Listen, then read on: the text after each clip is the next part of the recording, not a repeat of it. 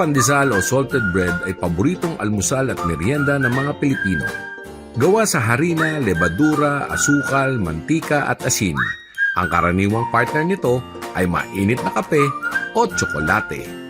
Pinapalamanan ang pandesal ng keso, margarine, peanut butter at pati na rin pansit o sorbetes.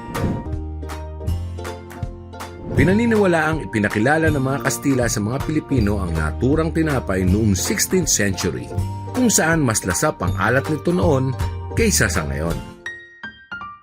Moderno na ang pagluluto ng pandesal gamit ang mga oven, pero may ilan pa ring nagluluto sa tradisyonal na paraan tulad ng pugon.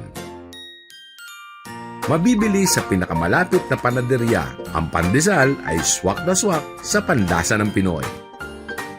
Ano ang paborito mong palaman sa pandesal? Like, share, at mag-comment ka na.